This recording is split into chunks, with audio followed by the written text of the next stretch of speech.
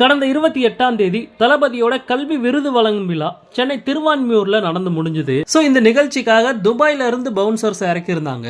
ஏன் நம்ம ஊர்ல பவுன்சர்ஸ் இல்லையா? துபாயில இருந்து எதுக்காக பவுன்சர்ஸ் கூட்டிட்டு வந்தாங்க அப்படிங்கிற ஒரு கேள்வி பாத்தீங்கன்னா இருக்கு.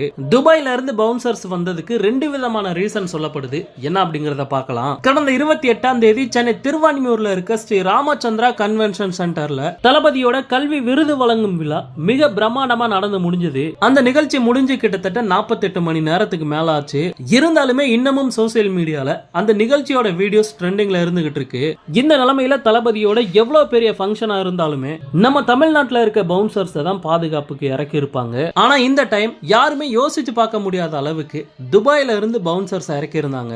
இதுக்கு என்ன ரீசன் அப்படின்னு விசாரிச்சு பார்க்கும்போது நமக்கு கிடைச்ச தகவல் என்ன அப்படின்னு பார்த்தோம்னா, வாரிசு படத்தோட இசை வெளியீட்டு விழா நடக்கும்போது ஒரு பையன் பவுன்சர்ஸை ஏமாத்தி பவுன்சர்ஸ் மாதிரி அந்த ஃபங்க்ஷனுக்கு வந்துட்டு நிகழ்ச்சி நடக்கும்போது திடீர்னு உள்ள பூந்து தளபதி கூட போட்டோ எடுத்திருக்காரு. அந்த பையன் அப்படி பண்ணது அங்க இருந்த பவுன்சர்ஸ் எல்லாருக்குமே பயங்கர ஷாக்கிங்கா இருந்தது. அப்போ இந்த பையன் பவுன்சர் இல்ல அப்படிங்கிறது அங்க இருந்த பவுன்சர்ஸுக்கே அப்பதான் தெரிஞ்சது. தளபதி கிட்ட போட்டோ எடுத்த கையோட அந்த பையன் யாருக்கிட்டயுமே மாட்டாம தெரிச்சு ஓடிட்டாரு. சோ இந்த மாதிரியான சம்பவம் மறுபடியும் நடக்க கூடாது அப்படிங்கிறதுக்காக தான் பக்காவா பிளான் பண்ணி துபாயில இருந்து பவுன்சர்ஸ் இறக்கி இருக்காங்க.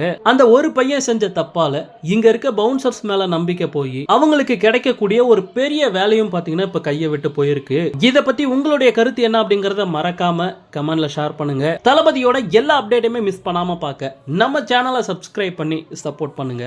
தேங்க்யூ.